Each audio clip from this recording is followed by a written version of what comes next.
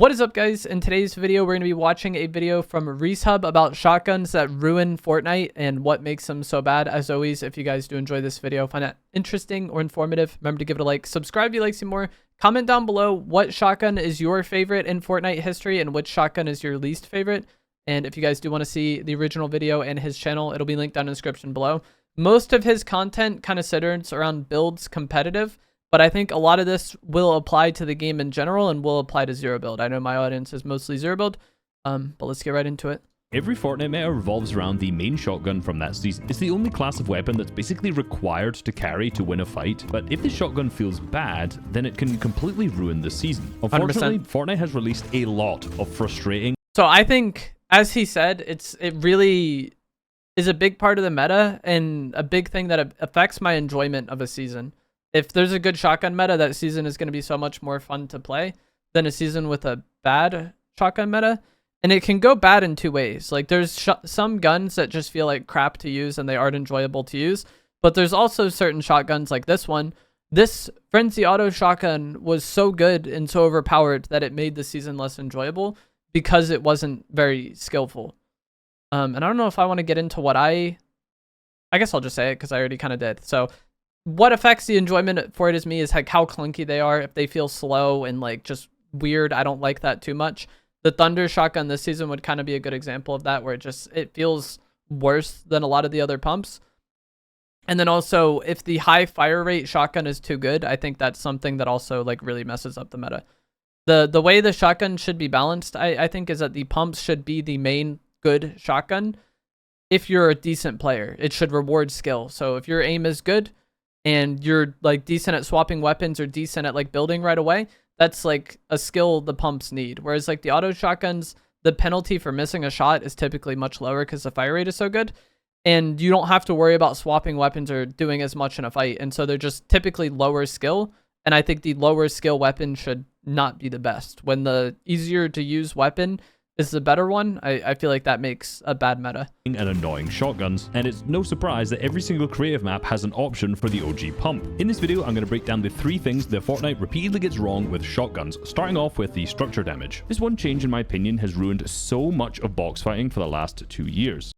Interesting. Okay, so this is like mainly a builds point. I've seen this said about the Sentinel pump a good amount, that like the Sentinel pump was bad for the game, or at least bad for build mode, because the structure damage was too good. And I'm interested to see why he thinks that, because I personally enjoy the shotguns having good structure damage. That way you can like take the wall with shotguns. His content is mostly around competitive, so maybe it's different in competitive.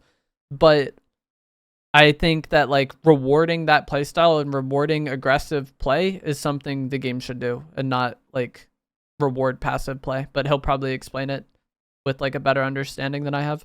Now, this didn't happen with the hammer pump, which was released at the start of chapter 5. It started with the Gatekeeper, my least favorite shotgun of all This had it all. This is like the most OP shotgun of all time. Apologies for the jump scare, I know that gun can be traumatic. Now, the Gatekeeper only had 3 shots in the chamber without a weapon mod, and you can see on screen the insane structure damage that each shot dealt with each different rarity. Even in a green rarity, which is extremely common, this still does 76 structure damage, which is more than a single pickaxe swing at 75, going all the way up to the Mythic, which deals 93 structure damage. Now, let's take this scenario here where Peterbot is aggressing a boxed up player. Notice how when he drops down, he just aims his crosshair at the head of the other player. Now, what can this other player actually do in this scenario? He should probably edit a wall that's in front of Peterbot, as this would give him a right-hand peek. But instead, he decided to do possibly the worst peanut butter edit I have ever seen. Now, I don't know if you know this, guys. Hopefully you do after watching my channel for so long. But you're actually meant to be behind the wall when you confirm the peanut butter edit, not at the complete other corner of the box. But because Pete's had his crosshair on his head the entire time, he just hits a 117 damage shot. Okay, so the other dude made a bad peek, and he got hit. But what if he had made a good peek in this scenario? When a brick wall is edited in a peanut butter edit, from full HP, it goes from 300 to 93 HP.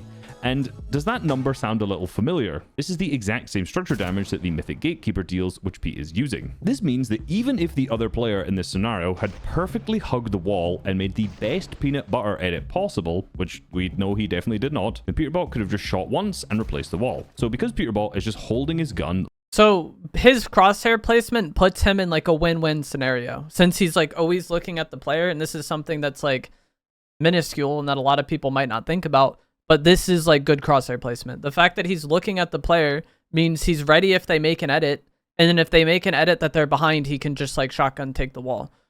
And so there's a counter somewhat to this player trying to make an edit play on him.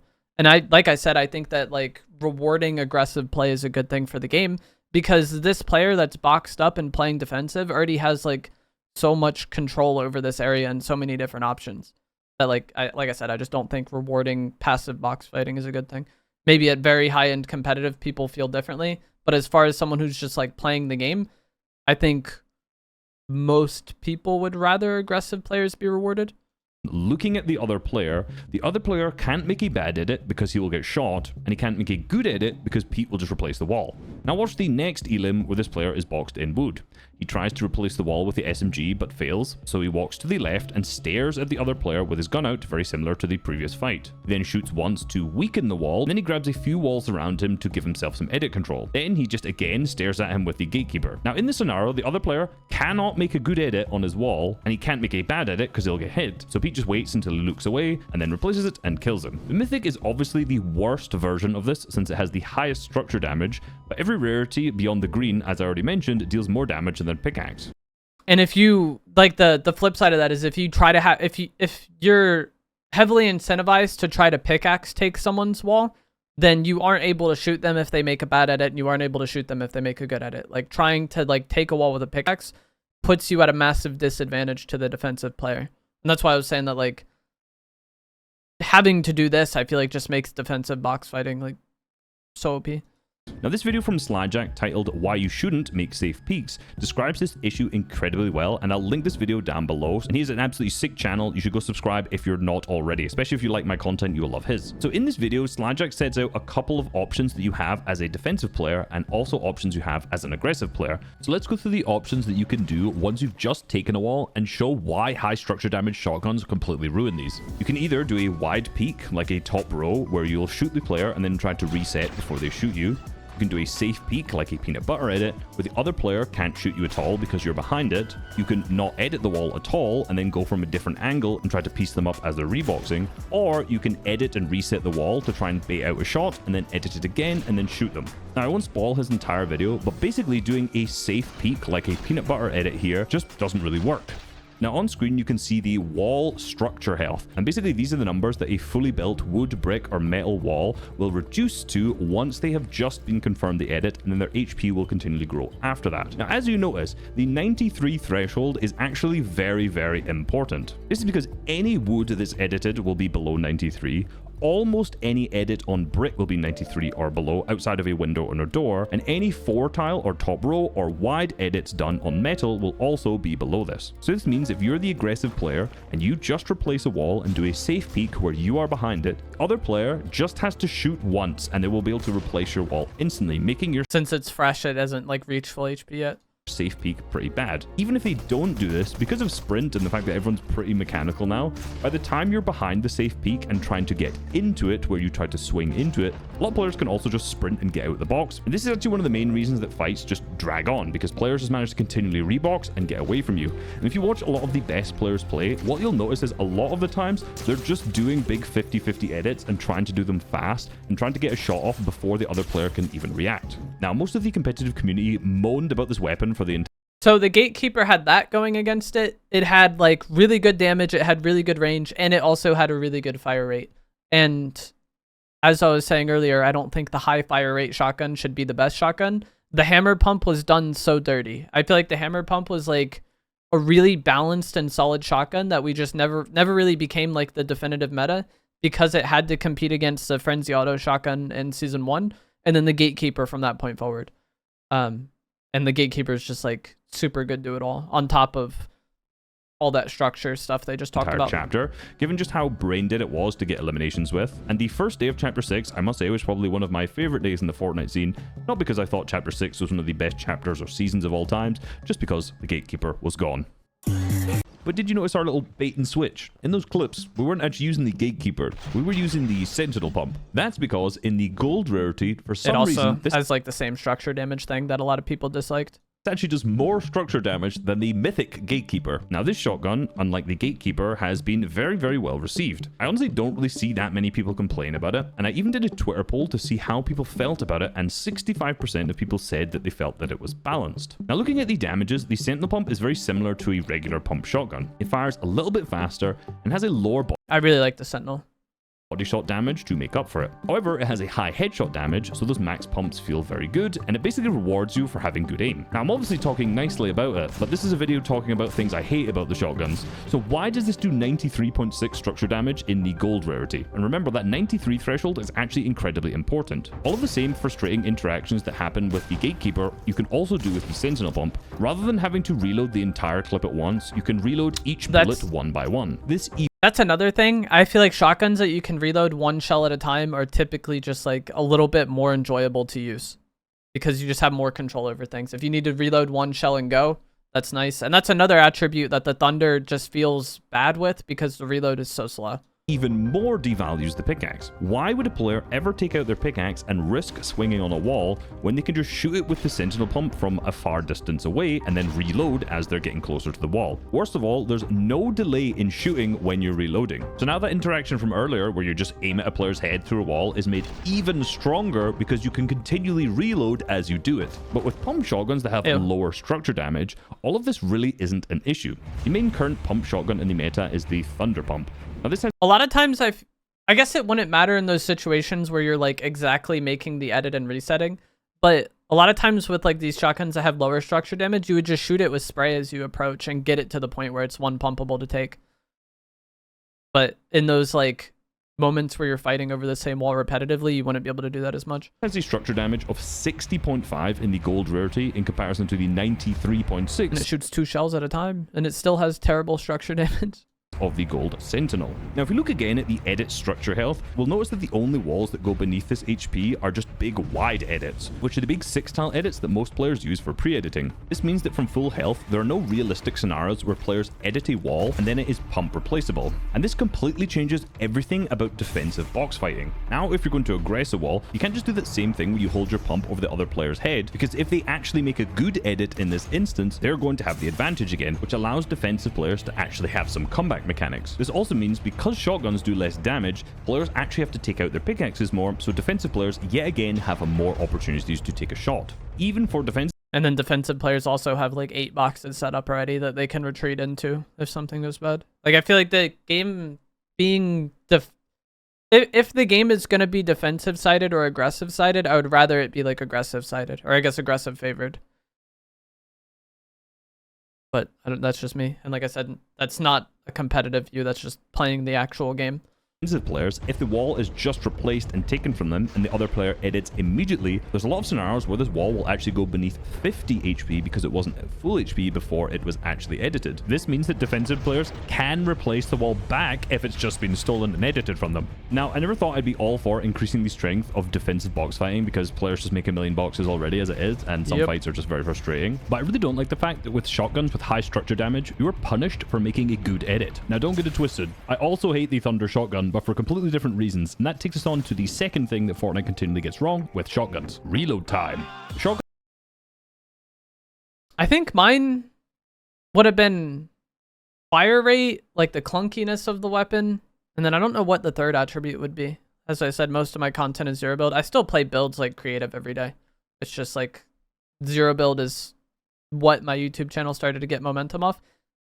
But I guess I would like lump reload time and like pull out time together in terms of just like the clunkiness of the weapon. Shotguns in Fortnite can basically reload in one of two manners. They can basically reload the entire maybe body damage. I feel like the shotguns that have way too high body damage are kind of a bailout. Like the Jawa shotgun from the Star Wars season, I feel like rewarded body shots way too much. Magazine at once, or they can reload each shot one by one. Weapons like the Gatekeeper were kind of nerfed because they had to reload the entire magazine at once. So players often But it, like the Gatekeeper sucked for that, or like that attribute was bad for it, but you could kind of get around it with the weapon mods because you either had the speed mags, so it like reloaded basically instantly, or you had the drum, so you at least had a little bit more. Playing the Gatekeeper without attachments and reload, it's still like busted if you get in someone's box or if you're in someone's face, but the poor reload on it is a lot more punishable without attachments than it was like during chapter 5 when we had attachments. Completely ran out of ammo and then just died in fights. By players, I mean me in every single fight. Now, because the Gatekeeper was so strong, this felt like a good way to nerf it, even though it was the best shot. The in the Thunder meta, was so and good. at a mod The Thunderburst.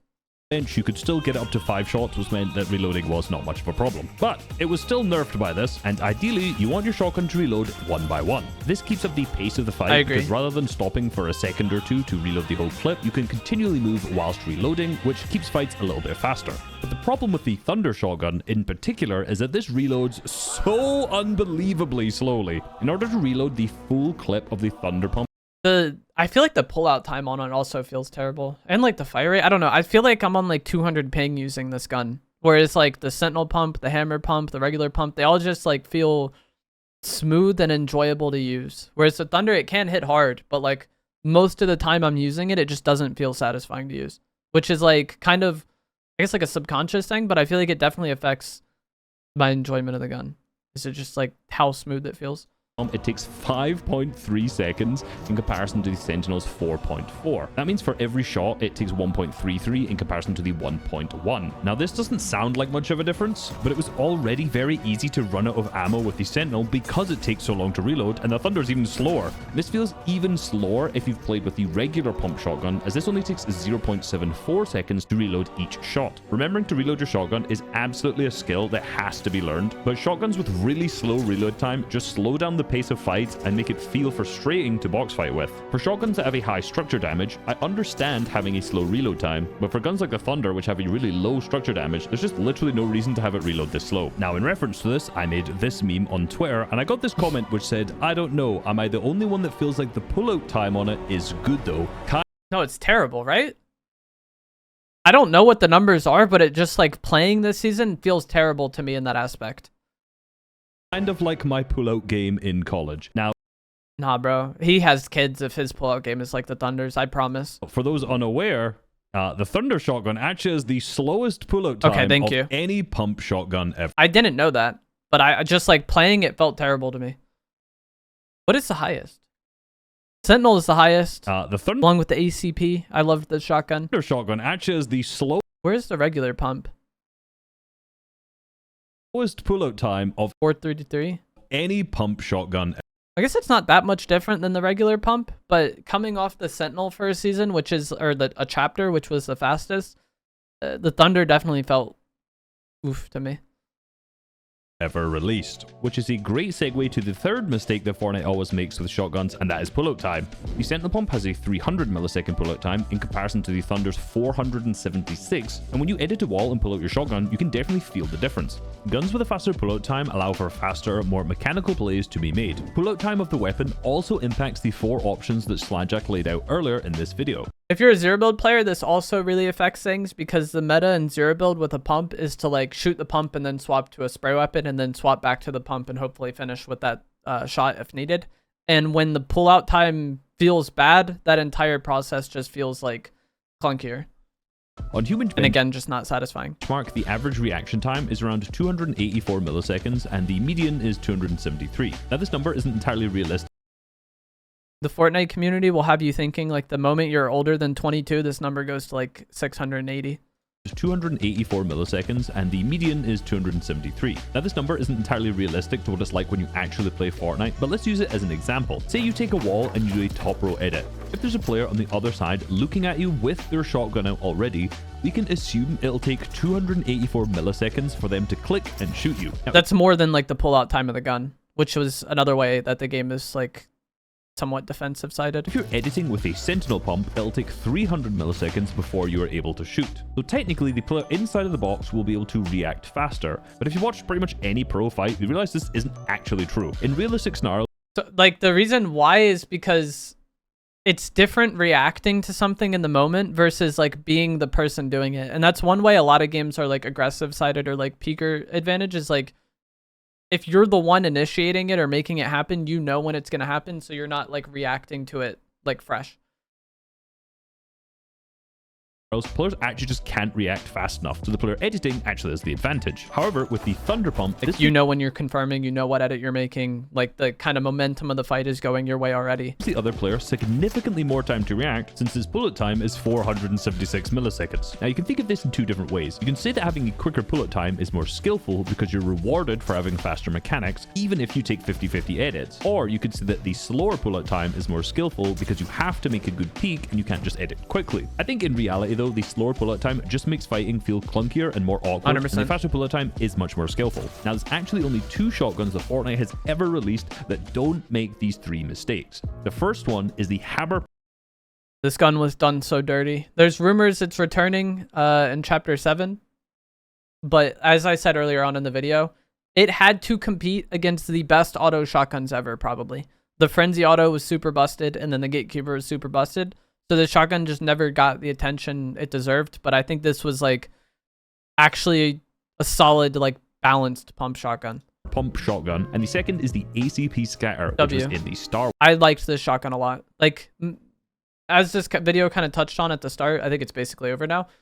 The shotgun meta, I think, has a very large impact on the enjoyability of a season.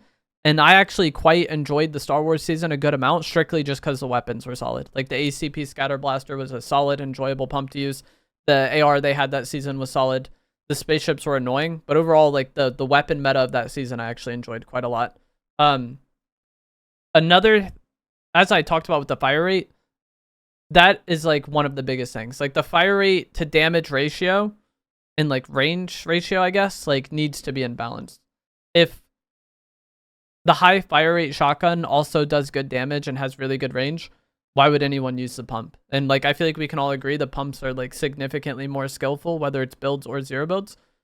And I think incentivizing the more skillful option is like better for the state of a video game. So like the seasons where the auto shotguns dominate, I think is a bad thing. And I guess that would be like my thing I would put on there is like how the weapons compare to one another, like how the auto shotgun compares to the pump in a specific season, because when the auto shotguns are better than the pumps, it's rough. The Thunder shotgun in the Simpsons season compared to the TAC, at least for zero build, the TAC is significantly better, and I think that makes fights like just less skillful and more just like spammy and boring. But in Chapter 4, Season 1, when we had the Thunder and the Maven, the Thunder was like the primary option even in zero build because the Maven wasn't as good. Like the comparability to the pump to the auto also needs to be something that's in line for like the meta to be good. Star Wars mini season. Hopefully we'll get some better shotguns kind of talked about that in the future, but I kind of talked about that with the hammer too. Like the hammer wasn't a bad gun. It just like didn't have potential to shine because the autos were so out of line. But that is going to be it for this video. As always, if you guys, or I guess we have seen the leak going forward. I will not comment here if you don't want to hear the spoilers. I already did. Say it doesn't fit all 3 of these categories. But yeah, as always, if you guys enjoyed this, remember to give it a like. Subscribe if you'd like to see more. His video will be linked down in the description. Let me know what you guys think, and I'll see you guys in the next one. Thanks for watching.